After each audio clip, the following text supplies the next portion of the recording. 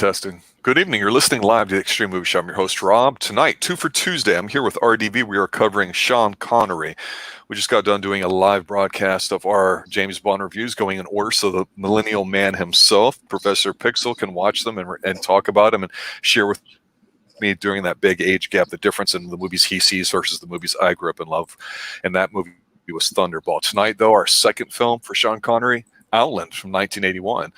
RDV, I will not say this is a science fiction film because it no way deals with human condition or agency in that fact. There's nothing scientific about this. It's a Western. Everyone says it's like High Noon. I'm not even going to go there, but it's got Sean Connery as a federal marshal on a mining colony where he has to figure out what the hell is going on and basically save himself in the process while trying to figure something out. So there's a lot of different angles that we can take a look at this film, but I just want to start by saying it's friggin' Sean Connery, and it's a movie from Sean Connery that never really gets discussed.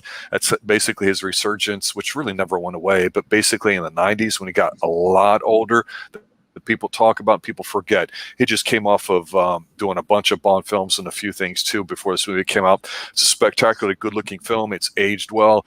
It's 2 hours long. It's very deliberately paced. It's the ultimate 80s action movie to me. What's your take? I disagree. I think it is a science fiction thriller, mainly because it has to deal with space. So it's a little bit of fantasy mixing it with it too. But I really love this movie because, and I agree, it is a movie that gets overlooked. This is Sean Connery showing he doesn't need to be James Bond. He can still do movies and be awesome in it. And I was saying to you before we went online, this for how slow this movie is, a 2-hour movie. It is kind of slow at first, but you don't even mind because you just love seeing the scenery, the detail they put in everything. They're in a mining facility, like on an asteroid, and you just love looking at every little detail, on the pipes and all that stuff, the corners, even like stuff with the hydraulic stuff when they open the door. Just the attention to detail they did in this, this set was made by a nerd. You can tell. Well, they're miniatures, which was obviously very popular. Ray Harryhausen did a lot of stop motion stuff, which some of that looks better than current CGI. I know I had lambasted one of our movies recently. We reviewed Free Guy because I thought the CGI was horrible, and I understand the point is that it may be a function of the movie for what they were trying to do. So I get that, but like you said, there's a lot that your eyes can visually just take in, and we spent a lot of this movie just watching Sean Connery, and I think it's one of his better acting performances. There are a lot of nuances to discuss. Let's just dive right in. Let's talk about the opening gambit and how we get sucked in. Well, I'd say the other guy gets blown out. Yeah. The opening is like it just kind of, and it's really like done well. For those of you who haven't seen this movie, I recommend you go watch this and then come back and then watch this review because there's a lot of spoilers, and this is the movie you should see without watching us first. Watch it first. That being said, the opening when the guys in there, he's clearly the guys they're mining, they're in spacesuits, they're welding, a lot of strobe lights too. If you suffer from epilepsy, don't watch this. You Let's flare. Oh my gosh. It's just like strobe, and it's just like somebody's like, we need more strobes. Okay, we're flashing because it's dark, and then every time that you're welding, it flashes. Anyway, so those two guys are just having a conversation. Meanwhile, this guy over here, you see him, he's kind of sweating. I'm like, ooh, is somebody gonna kill somebody in the beginning? I'm like, I can remember how I knew something happens, but I'm like, and you even get the sense. If you're watching it for the first time, the music. It just seems like, okay, I've seen Aliens. I know something's bad's going to happen. But, and something does. But not the way you think it is. This guy starts hallucinating. I'm thinking, because they're talking about how they're sweating up there, how warm it is. They're complaining how they're lacking materials. And this guy starts like screaming. He's like, they're seeing spiders everywhere. He's pulling stuff. And the thing is really weird there is like these guys, is you don't get this, because until later on, you don't understand why these guys are reacting towards him. They didn't think he's just pulling a joke and stuff. I'm thinking, why aren't you guys helping this guy? Because this guy could cause a man up there. If one guy causes a destruction, it could just cause a whole explosion or whatever, or in space or whatever. Not really explosion, but I mean like it caused significant damage to other people. I heard them. It is insane. Well, let me say with this setup here, let me pause. Let me try to put it in perspective because everything you're saying is 100% true. You're watching these guys, they're in space suits. They're mining on this in this place. There's a bunch of them there. But verbally, if you watch what they're saying, they're talking about the shop steward and how they've been screwed because there's only 7 of them. There's supposed to be 8 for the contract, and with their production and everything. It's a union job. And so what doesn't really get talked a lot about this movie is the politics and the way it's set up. And it's danced around a little bit lightly, but it turns out this guy freaks out and he has an episode. And so the guys aren't believing. They think he's full of crap and he's probably sandbagging in their eyes because they're all supposed to produce. And if he doesn't, then everyone's going to have to pick up the slack. Yep. And they're not going to have any of it. But he basically explodes in his case or whatever. And then we see... He pulls his oxygen thing off, the cord off, and then it causes the vacuum. I'm trying to leave a little bit for the non-viewers. Well, I already gave them.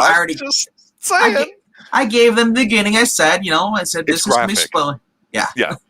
Well, the thing is we meet Sean Connery, who's a federal marshal. That means he's not internal security.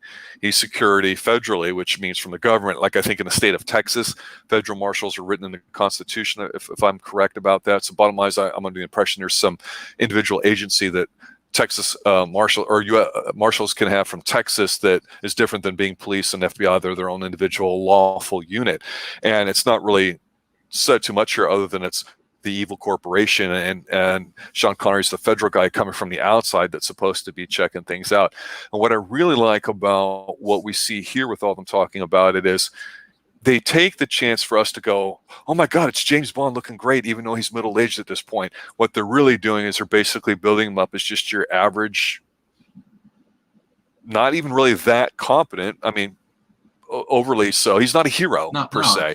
He's an everyday guy that's just going to some shithole mining outpost. He's supposed O'Neill's his name, and he's sitting there, and his wife and his kid are in this room, and it's a dated looking set piece, but for what it is, it still looks good and it functions. But as an adult watching this, you can see that, oh my God, his wife's gonna leave him and bugging him, and he's just kind of like, hey, I love you both, I'll be back or whatever. I know it's only been 2 weeks. The writing is very tight and the music really gets you into it, like you were saying at the beginning. So all this happens really, really quick. And so basically it's interesting because we see that this happens very quickly with a couple other people on this little mining facility. So it looks like it's a prison, the way the set is and all that too, but it makes sense of what's going on. There's another dude, worker, and we see what looks to be some sort of transaction, but we don't know what it is. They have prostitutes. They don't really say anything more about them. And one thing I like about the film is they kind of talk matter-of-factly about the way these things work, because that's how it is. If you're going to be in space, there's going to be prostitutes. If you're going over in Vietnam or some other war, there's going to be prostitutes. People don't like to talk about the ugly side of the way these things happen, but you definitely get a sense of, hey, this is a very hardcore operation. It's very dangerous. People make really, really good money if they work really, really hard, so they play hard. And I have to say this too. The guy that we know from that played Frankenstein and Young Frankenstein, Peter Boyle, he's a tall, big individual. He plays the guy that's basically like the ops manager that we see him dress down Sean Connery, because Sean Connery's new. And that scene alone at the beginning does so much because it makes Sean Connery's character look like an average Joe at best. It establishes Peter Boyle as the badass, smart, bad guy, but we don't know what's bad about him. We just know he's bad because of the way they're looking at it. And he's like, they work hard, they play hard here. So you understand that Marshall is like, well, I'm glad they do. And you could see, Connery kind of not kneeling in the back, but also not acquiescing, rolling over 100%, and Boyle's not having any of it. It's such a fantastic scene. And all this happens like in the first 10 minutes. It just really hooks you in. I don't know what's going on. I don't know what the mystery is or the thriller part to it, but damn it, I'm hooked. What's your take on Peter Boyle as the main bad dude? Well, Peter Boyle at the very beginning, he's like, Sean Connery is he's the new guy coming in. So he's like, they said like the last guy, didn't make enough waves in there. So he's gone. He's just basically tell him just be cool. So right now it's like he's the new kid, and he's No, noticing you're all things. that shut your mouth. He pretty much but Connery's character, he's noticing things like, wait, why is anybody reporting this? How many like, because first we got the guy who thought he was doing conspiracy, so he was basically having some kind of psychosis or whatever, and he died that way. And then the next guy goes in the airlock without a suit. He explodes, and at the bottom you see him like, oh, it's just like, wow. It's so like, okay, there's 2 suicides. And then we get this other guy. He said he's in the room with the hooker and stuff. You know, he injected himself with some kind of red liquid vial. So now we know there's something going on. So all 3 of these are connected, and he's suspecting his 2, and his buddy who's with her, who's just trying to come from after his wife, because Connery's wife couldn't. She's like the 3rd, I guess, time they followed along, and she's apparently she makes a comment that their kid hasn't been like, you know, he's never seen Earth. He's been born in space. So I'm thinking, like, how is he going to go to Earth? He can't handle the gravity, idiot. You know, if you're born in space, you're not used to the Earth's gravity. It'd kill you. Yeah. Anyway, beside that, so she leaves him, and so Connery is being, you know, just kind of depressed with this, so he throws himself into his work with this. But his buddy though, is played by James B. Sicking. You know, I said. Is it Sicking or Psychic? I can't remember what it is. But anyway, he's if for those in the 80s that knew him as Lieutenant Howard Hunter on the series Hill Street Blues. Yeah, that's what his big role was. Yeah. So, and you see him in here, and you'll recognize him here, like what? Because he has a giant, huge beard on. So as first thing I noticed, I'm like, man, this kind of feels, because it's 81, but it feels the way that this is done, this whole setup is like, this is like 1970s, like, you know, like your dystopian thing. You're kind of getting that kind of feeling a little bit, but this is in space. Everybody's kind of depressed. People are kind of, you know, emotional. You know, I'm just waiting for the prison revolt. You know, So there's already enough tense in the air, and his buddy, he basically like, he promised, because during the whole the guy who was going to kill the hooker, he's hawking up the drugs, and Connery, what he got was a sense he wasn't going to kill him. He said, I'm going to count down to 10. You open the door. No one's going to kill you and stuff. He's like, his buddy who went in through the elevator back shot him, murdered him. Point blank. The guy had a knife. Yeah. And Connor looks at him. He's like, and looks at him. What the heck is your pride? He didn't have to say anything. Connor just looked at him, gave him like the Batman glare. And this guy is like, exactly. What? You know, if the guy had a knife, he's going to come at me. I'm like, he turned. I'm like, you have a shotgun, you idiot. What's he going to do? But so then like he goes to the lady working at the morgue, and this is what I love here. This is where you get kind of like the Houlihan versus like Hawkeye, you know, from MASH. Like she doesn't care. She's gonna do what she wants. She's got a smart mouth, and he gives it right back to her. You know, I love the exchange with these two, and you see these two kind of form a bond as the movie goes through. But the whole thing is he wants to see like how many freaking deaths have been on this. He's like, well, what do you want? People die all the time. You know, they can't handle the pressure. And he's like, well, something's wrong, you know, here. And this is where Boyle starts to get into him. He's like, hey, just look the other way. Because the company knows what's going on. But they don't. And I'm kind of, at this point, I'm wondering, the last marshal, was he killed? Well, we don't know that. And I don't know if I agree that the company knows what's going on. But I will say here with Dr. Lazarus, excuse me. Yeah. She's played by Frances Sternhagen. And I wanted to stop here before we went too far, because I think what you just said is the meat and potatoes of this episode. Early on, you know, we meet his wife, and you know, he's, like I say, he gets stressed out, but he proves himself to be competent. And we're like, well, why is he here? You know, it's just it's a crappy assignment. Is he too good and all that? Does he not know anybody? That's why he's not promoted. Is that why he's left with him? But I found myself going, Connery's got an average looking wife with a lumpy kid, and the kid's not a bad kid, but he was just a lumpy kid. I'm like, really? But it's a loving scene. But I go, are they trying to put a feminist thing in here? Because it is 1981, and this is certainly not a new thing. But the wife just had a very negative thing to it, because she sends him a message when she traveled to the space station about, hey, we're going to go to Earth. You know, I couldn't do this in front of you. I was scared, blah, blah, blah. But she's leaving his ass. She's not saying we're divorced. But the thing is she's not being a good wife at all. and we can understand her not doing whatever, but even that scene where they're talking before he goes off after breakfast, he's like, look, I understand it's been tough on you guys. It's been a couple of weeks. It's going to work out. He's being reassuring. He's doing what he can do. But the bottom line is, woman, your husband's working a damn job. He's supporting you. He's got the kid, but then you bail on his ass. So where I was going with this is my theory about this film, and this is just me putting it together, and I wanted to ask your opinion on this, is negative reaction with his wife.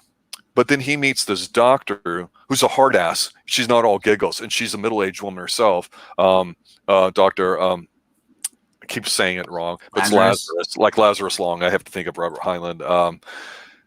She's kind of bitchy, and you go, oh, she's kind of middle-aged crazy or whatever you want to call it too, going through menopause, one of the few females that actually in a room full of men, so we can understand it. But she's competent as well, and you're right. He doesn't take crap. The doctor doesn't take crap. They're not on screen together, but you do see them form a bond. And part of me goes, what's interesting here is that even though Connery's wife left him, she wants him to come. He's like, I can't. I got to finish my work. It's basically, she's just giving him the guilt treatment. I hate that projection woman. He's got a doctor that's the complete opposite. And my theory is this: Dr.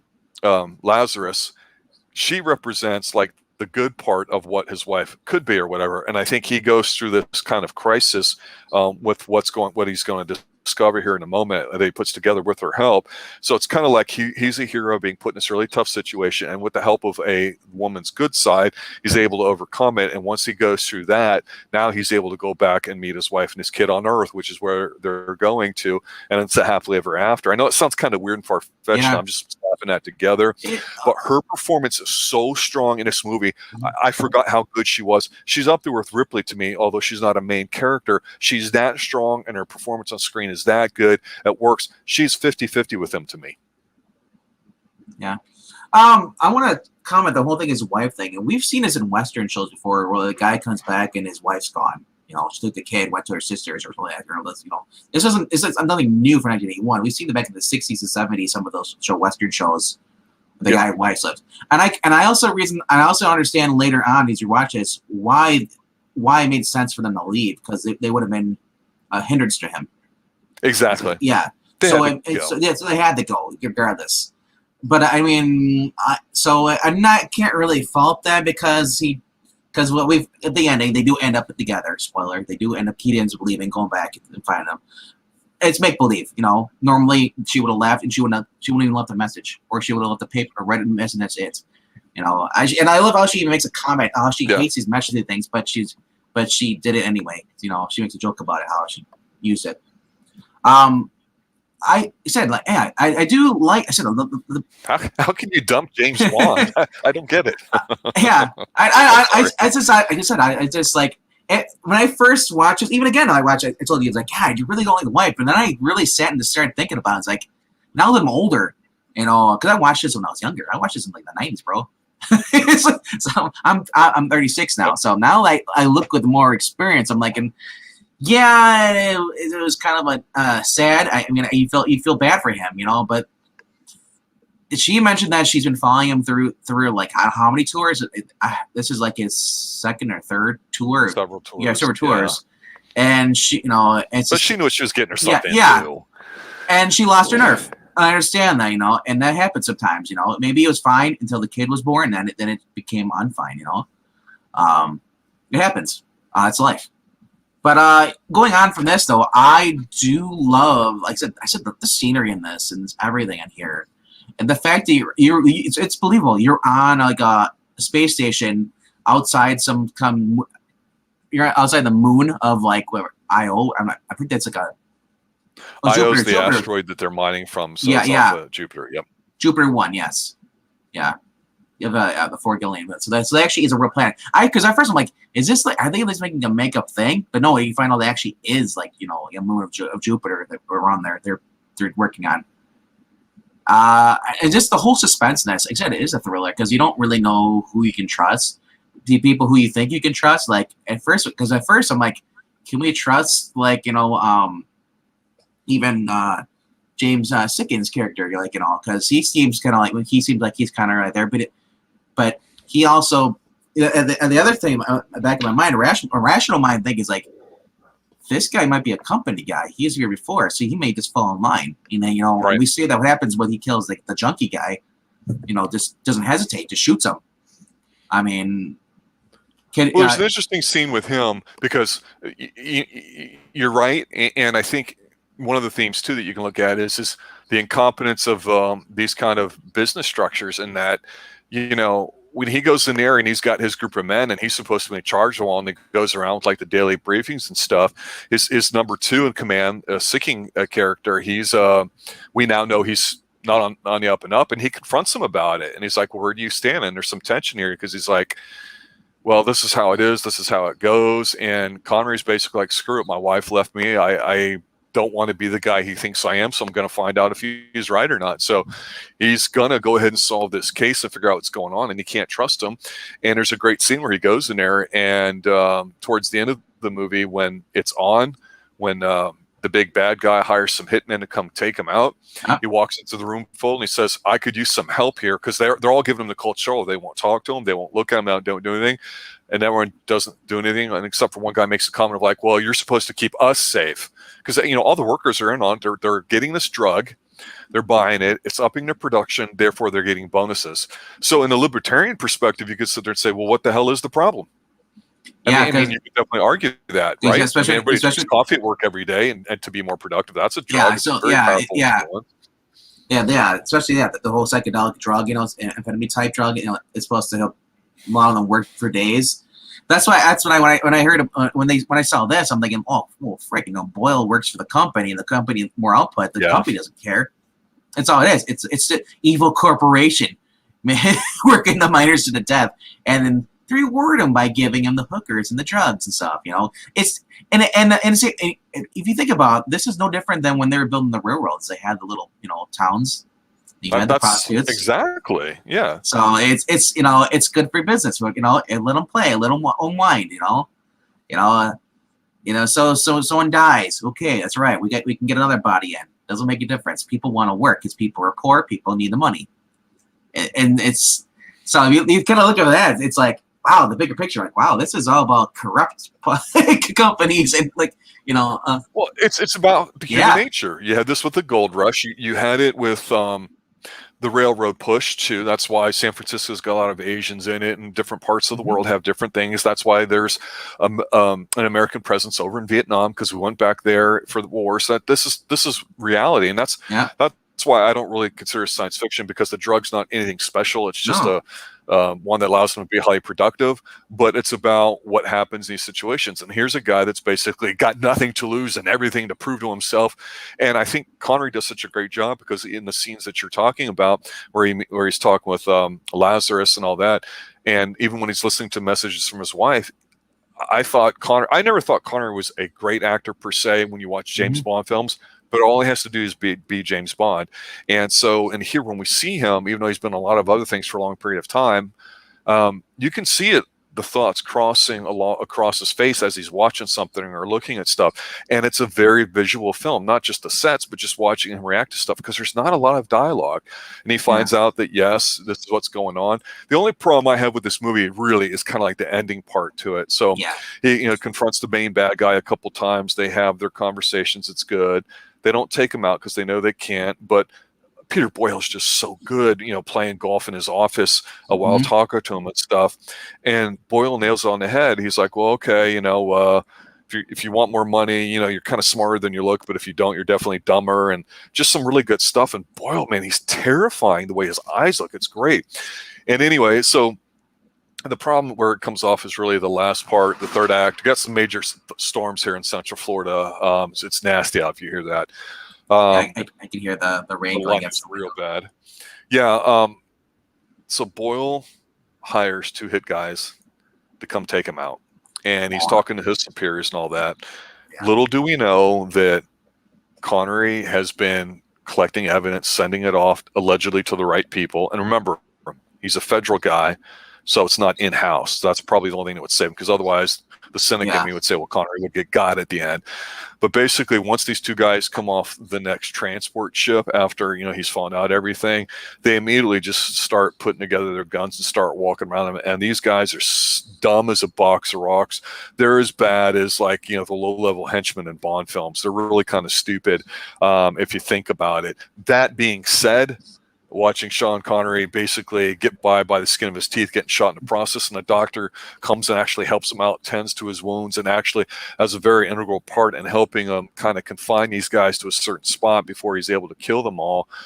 It kind of works. And at the end, we get the old Western thing where he walks in up to the bad guy in the bar and just punches him, and that's it. And I know some people think it's kind of silly or stupid and they don't like it, and I can understand it because it's such a tight thriller through the whole film that the ending was a bit of a letdown to me. It was going to be what it's going to be. I don't have a problem with it, but it's over. It's a 2-hour film, so it's not 90 minutes, and it's very deliberately paced. The ending is tolerable. It's not overdone like today, but yeah, I think it's a great film. It's one that if you're any sort of thriller fan or outer space fan or whatever you want to call it, this is one that's never discussed. I know they've talked about doing a remake for a long time. It hasn't happened for whatever reason. I think this is a fantastic film, and that's why on Two for Tuesday here, we decided to cover Sean Connery. We're continuing with our Bond, and we picked Outland too. But what did you think of the final act of the film and just the film overall as we get towards the end here? I said the overall film is just it's been amazing. The fight scenes are believable, and the fact he's using an environment too. It's like Connery is just overall oozing like masculinity throughout this whole entire film. This proves that he doesn't need to be Bond. He can still do good roles. Really? I agree totally. And it's not like over. It's not like. And people, because sadly, when people think of Bond today, they think of Pierce Brosnan or Daniel Craig. But Pierce Brosnan, with his, his good looks and this shoots the gun. Connery was always, I remember in the Bond films, he was always the guy who got the physical fights, more so than So it shows in this movie too. And Connery went on after this doing The Hunt for Red October, doing that as well. Connery is the guy you looked up as a kid. You're like, man, I want to be as manly as that guy. He's basically like your John Wayne, but for like your movies and stuff, in the 80s and 70s. I said Connery is the guy, man. Even at 80, just before he sadly died, he was still manlier than most of these actors you see out there now. It's just he puts off that like this is a man's man. He goes out on his own terms. And you can't act it, you can't fake it. Yeah, you're absolutely right. No, so it's like I said, this movie is kind of similar to Capricorn 1. Yes. And because you know why? Because the soundtrack was composed and directed by the veteran composer Jerry Goldsmith, who had worked on Peter Hyman's Capricorn 1, and he also did that soundtrack to Alien, which had a similar style Outland, reflecting the isolation, remoteness, and fear. So that's why a lot of people say, like, they joke, like, is this part of the Alien universe? This without the aliens? The mining, the isolation? It's got that vibe. And, space mining is often discussed, just like sea mining and everything, too. It's a film that, like I say, doesn't get enough love. Not a lot of people, you have to look for it to find it. And you brought up a very scary point. You said when people think of Bond, they think of Daniel Craig or they think of Pierce Brosnan. And, I have my concerns about Pierce Brosnan, but he's still a likable guy. We'll talk more about that in our James Bond review as we do a movie a week for them. But yeah, it's everything you said about Connery is on point. Man's man. It's why a lot of people idolized him. He just exudes that kind of charisma and confidence, and he doesn't have to be Bond to be a good actor. And I'm glad that once he left Bond and was afraid of being typecast, that he did a lot of different roles. And is he James Bond in space here? No, he needs the help of a woman to help him, defeat other men and a group of them. And he's a competent guy, but he's nothing special. And that's the beauty of it. Again, he has an average wife. He has kind of a lumpy kid, and they have a loving relationship. At least he seems to feel like he does, but obviously the wife's not happy, so it's typical stuff. He's your average Joe here, even though he's a marshal. So it's even mentioned in the film that he's bounced around because he's got a big mouth and stuff, and so he's kind of like one of those do-gooder right fighters, and so he's probably not as smart as he thinks. weeks. But Yep. it's one where you feel like he's almost, outnumbered. How's he going to get out of it? And he does find a way with the help of a woman, so he can be reunited with his real woman at the end. But it works. Great film. I've got nothing left to say other than go see this film, especially if you're a Sean Connery fan. It's an awesome film. It's great set pieces too, fantastic, and the soundtrack's awesome as well. Right. This was a Warner Brothers film too. Yes. You forget about that when you look at it. It's like, this is Connery's in a Warner Brothers film. That's what it is. Any other final thoughts? No, just this is 109 minutes long. There's extended cuts, which almost makes it feel like it's like, a little longer. But like I said, this movie, this in mind, this movie does go a little slow until the action comes in. But if you're a fan who loves those early space, science fiction movies like that, and that stuff, the detail put in the scenery just kind of blows your mind. The living quarters and stuff, when they show the guys walking in there and just like how they live on bunks, they have the little stairs going up. Just the detail, everything is just fun. This makes me want to go play a game that's in space. As long as it's not aliens. Well, there you have it, ladies and gentlemen. 2 for Tuesday. Sean Connery. We first went live with Thunderball. That review's already up. This is Outland from 1981, where he plays a space marshal investigating some stuff that happens at a mining colony up in space. Go check it out. I want to thank RDV for showing up tonight and reviewing the film with me, and Professor Pixel, who joined me on the James Bond stream earlier tonight. We're looking forward to getting to the 5th film here shortly and doing a different action film next week. So until then, guys, have a good night. And as always, stay extreme. Yeah, Ed Brewer, check out Outland. You will love it. Good night, all. Remember, shaken, not stirred. That was Rum Collins and Thunderball. Out.